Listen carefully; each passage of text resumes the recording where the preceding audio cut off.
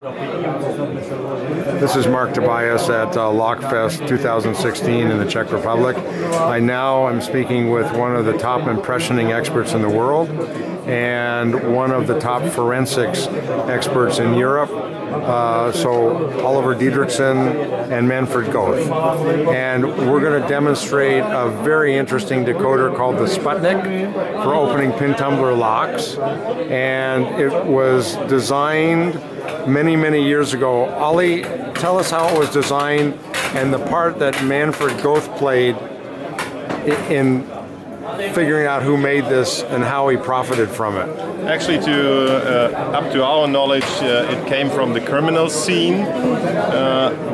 We don't know exactly who invented the tool, but it's a very reliable and cool tool. You can open in just a couple of seconds with minimal practice, standard 5-pin tumbler lock without any damage and no trace on the outside of the lock. And Manfred used to be in the police service before he opened his forensic laboratory, and he was involved in the investigation to catch the guy who first used it for criminal purposes in Germany. And what was his name? Do you remember? His name was Percic. Percic. Yeah, Percic. And so Manfred was one of the investigators that figured this out. Yes. Okay. There was burglaries going on, and nobody could find any trace how people got into the properties. And Manfred Goth started investing the cylinders, and he found very interesting trace marks inside the cylinders, the pin chambers, and they could not imagine or find out what kind of tool this could be.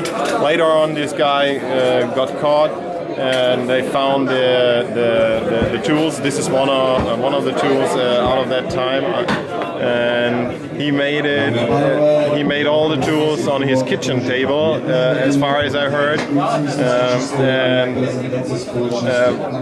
finally, when they got hold of these tools, they could explain where the trace marks came from. Right. And basically the tool works because it's got a wire feeler you can, for each pin. The working principle of the tool is you can manipulate each of the pins independently in the lock by a small wire which extends in the pin chamber.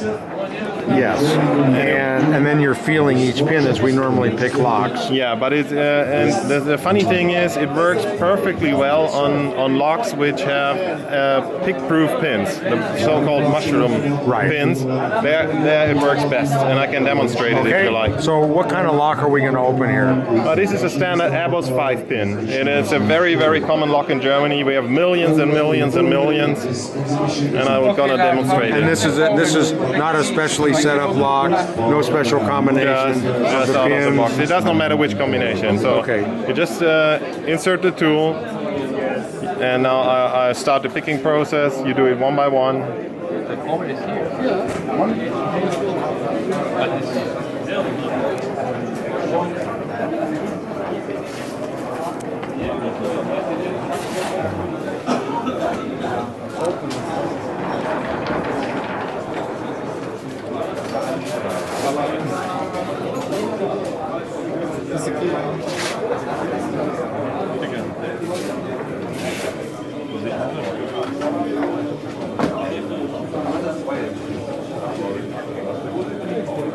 Always losing the first pin.